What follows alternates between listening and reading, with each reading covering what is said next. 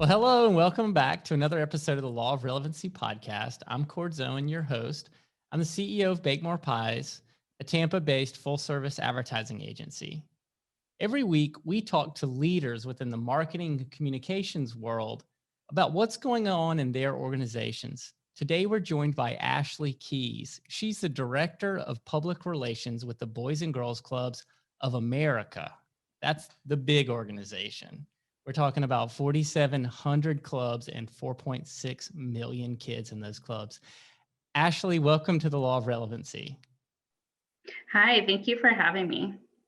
We're super excited to talk with you, not only because we are huge fans of the Boys and Girls Club and we love supporting the local chapter here in Tampa Bay, but just the mission that the Boys and Girls Clubs has been doing over the years, we just feel like it's so important. Yeah, absolutely. So Boys and Girls Clubs is a safe place for kids and teens to both learn and grow. We offer high quality programming that promotes academic success, promotes health and wellness, healthy lifestyles, and then also a place for kids to build their leadership skills. We want them to have a plan for their future after they graduate high school, whether that's join the military, go directly in the workforce. We are here to give kids what they need so that they can be successful and have a great future. Yeah, when I learned that about the Boys and Girls Club, I was super impressed because I think that's one of the things that I enjoyed most about hanging out with my grandfather when I was growing up is he would take me to like different businesses and he would walk in and say, "Hey, do you mind if I show my grandson how you guys make this?" And he'd walk me back there and a lot of times these kids they don't have that opportunity. Yeah, we try to give our kids experiences that they may not experience in other areas due to the circumstances that they may have been raised in or born into. So, everything from field trips to career exploration, also guest speakers. We have programs that focus on money matters. So, making sure that they know how to manage their money once they start having jobs and getting careers. And then also, I'm sure you all are familiar with our celebrity alumni and our sports partnership. So we try to give kids experiences to NASCAR races, NBA games, or meeting some of our celebrities like Denzel Washington and others. So really, we try to give kids experiences that they'll never forget. And speaking of experiences, it seems like the way that you guys have been delivering your services in the clubs and some of those experiences changed a lot in the last 12 months. I mean, I think it was almost a year ago today Yeah, when the world stopped. absolutely. Yeah, I believe this week, we'll be celebrating a year of that. But one thing to note is, we've been around 160 years. So we have always shifted or pivoted to meet the needs of our communities. And, this past year is no different. We've always offered virtual programming, but, now it's 100% of what we're doing and really learning and adding to our elements of our My Future platform and programming, because now we have to reach our kids and connect with them virtually. So also, we started off the pandemic with providing childcare for essential workers, which is something outside of our scope. We are traditionally not a daycare center. We are after school program. So that was definitely a shift and something new we had to adjust at the beginning. And then also now some of our clubs are open all day long supporting schools. So again, we really have shifted in the last 12 months, kind of upping our technology, trying to address some of the gaps. Some of the kids may not have access to Wi-Fi. So now that's why we're open all day so that we can support them so that they won't fall behind in school. Yeah, and as you change your services, your fundraising goals have probably changed as well. And I would assume I know that we personally helped the local chapter with a couple of virtual events this year, and that were very successful. How is that going this year for you? Yeah, so all of our fundraising events have become virtual. So we definitely saw the community and America come together to support clubs last year. From a national perspective, we launched the Boys and Girls Club Relief Fund. So that is so the monies can go to clubs all across the nation to support, their at the beginning, they had to cancel all their fundraising events. So we needed to raise the dollars so that they could do that. Now, I would say that all the fundraising events are going well. They're going to continue into 2021. We'll probably reevaluate later in the year for next year. But we are partnering with agencies to help us manage and launch those fundraising events. Even though we have our own platform, we work with agencies so that we can make sure we connect and have the right technologies to run these fundraising events. Sure. For the other people who are involved with nonprofits who are watching this today, are there any lessons you can share? I mean, you're dealing with 4,700 clubs. I can only imagine how many regions that is. Are Mhm. there any major lessons or tips that you would give people who are now forced to do virtual events? Yeah, so I would say my first tip is to be super flexible. It's a learning process for all of us going through this new virtual stage. I think our very first virtual event that we did last year, there were hiccups. We even had, we had to stop the event. So it's just being flexible, and then I think too being able to manage and work with different folks cross-functionally to be successful. Messaging is very, very important. And, like you said, we have over 4,700 clubs. So just making sure that we're all on the same page, that we're all pushing out the same messages. So I would say those are kind of like my three top things are to, be flexible and, collaborate with others, and then making sure just everybody's on one accord and have the same messaging. That's a really good tip. One thing that I learned from it all was that a lot of times when all the budgets were focused on in-person events, you really didn't get a lot of the good video packages. And Mhm. now, since we're doing virtual events more, you might end up with 5 or 6 video packages and stories for the virtual event that then can be reutilized and re-edited together all year long on social media to help tell the story about what boys and girls clubs really do. Yeah. So traditionally in the past, like you said, we've hired, videographers and photographers, and we're able to capture everything that we need for these events. But now, things are different.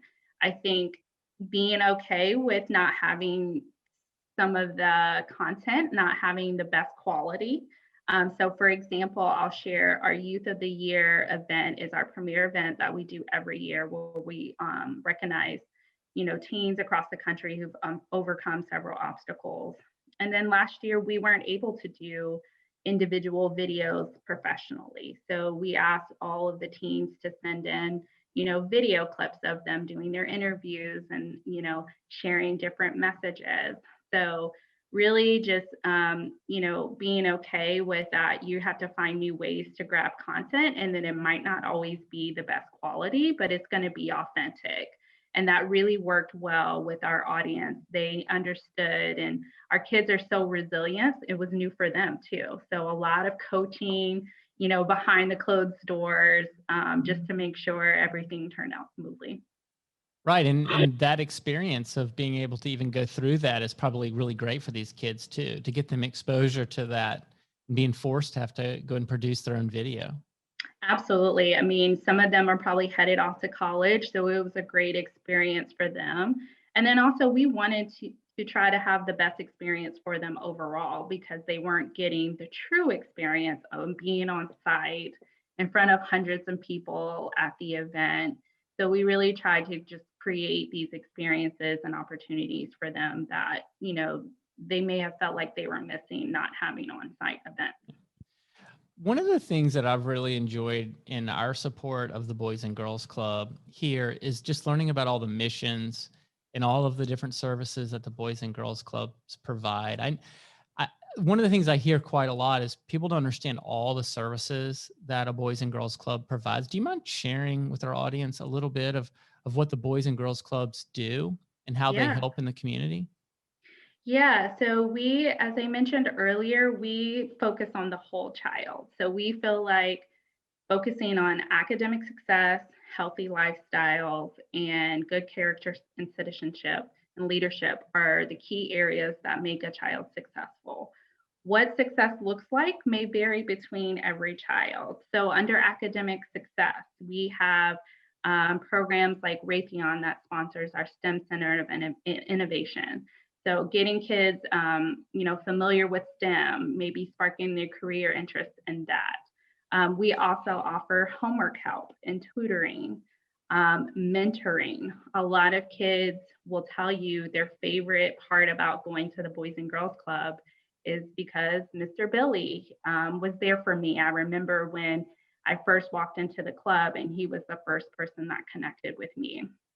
Um, Also, we offer leadership programs like Youth of the Year. Again, it's a place for our teens to come together and voice their concerns or find their passions and what they're passionate about. So they might host town halls. We do a big Keystone conference every year. And then on the health side, it's not just about physical activity. So we have partnerships with MLB and the NFL to keep our kids active in the community. We're also focusing on the emotional health of our Yep. kids, especially during this time. So we have support groups, and we offer a space for kids to get resources for that. And then also, especially during this time, our clubs are partnering with local agencies to provide meals. So families can come to the club and pick up a box. Before COVID, we always provided meals for our kids in the afternoon. So we're still continuing to do that to make sure our families have that. We have programs called Money Matters, where kids can learn about managing their money. And then we also have Triple Play. That's another health and wellness, again, getting kids active, also getting girls to be more active in all sports. And then everything that we do supports every kid. So a lot of times we have programs that might be tailored to a specific community. We have clubs on native lands where a lot of our programming that we take from the national perspective, and we created and crafted just for Native communities because they are very big on their culture and really integrating those kind of things into the services. Yeah. I'm Mhm. sorry to interrupt. No, you're fine. I've just really loved the little things that the Boys and Girls Clubs have done with the kids that I've seen that have been impacted by the clubs. I mean, it's an environment where I think they call them coaches. It's not just like Mr. or Mrs. whoever. It's coach and then their last name. And you can tell that they truly, honestly care about these kids and just the little things like helping them get their homework done every day. Yeah, I mean, it's as soon as they walk through the door, they like to scan their card and they go to their favorite staff person. Like you said, it could be Coach this or Mrs. this. So I really think that is one of the true gems about a Boys and Girls Club is the people in there that care for these kids and they know. That's why they keep coming back. Yeah, and the kids are generally more successful than kids who aren't in a Boys and Girls Club, regardless of their demographic. I mean, they've got people that care about them. They're able to do their homework. They've got mentoring and tutoring. I mean, isn't that correct? Yes, that's correct. I mean, that's why our research shows that the kids that come to the Boys and Girls Clubs, more than 2 or 3 times a week are more likely to be successful.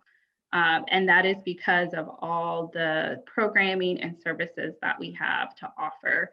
And our goal is to make sure that kid finds what they're passionate about and what they want to achieve in life. And we work with each kid individually to make that happen. So it's not one size fits for everybody. Our staff really take the time to, get with each child and figure out what it is that they want to do in life. That's great. And speaking of staff, we mentioned the size of the organization that you manage, right? So you've got 4,700 clubs that are all may or may not have someone in charge of their particular communications, like for like let's say a grand opening where some philanthropist or benefactor is going to get a club named after them, right? So those are all individual efforts. And you talked about the consolidation of messaging. How does someone like you manage an organization that's that large? Yeah, so I think it's all about building great relationships. So I have really taken the time to get to know our local clubs. Some of them have PR professionals that I can, really work directly with, but others don't. Some are really small, and mine only have a small full-time staff where the CEO is the fundraiser, the CEO, the program director. So really just making sure you have those good messages. We also have a lot of communications, internal communication channels that we use to get the message out and stay in communication and making sure everybody's aligned. Most of the time, our local clubs are doing things locally, so it's a lot easier. But when we have national initiatives, we're all working together to make sure that they just have the right communications and that we're all on the same page. Yeah, and I would say you Boys and Girls Clubs is probably how does it rank in terms of the size of nonprofits nationally? It's got to be up there in the top 10. So we like to say that we are the largest youth serving organization, 4.6 million kids a year. And then also we like to say, we most likely have a Boys and Girls Club in your neighborhood. So we have a club, I believe, in every congressional district. And then we also have clubs that are on US military installations worldwide too. That's fantastic. And how do you see the clubs evolving as we continue to move through and hopefully get out of this pandemic? Yeah, so I mean, I mentioned earlier that clubs are now open all day. Will that remain as we get out of this pandemic? Probably. Is it something that might be a new model for us in the future? We don't know. But I definitely see us continuing to do that. And then also, we're really going to be continuing to invest heavily on the technology side and remaining virtual with everything that we do.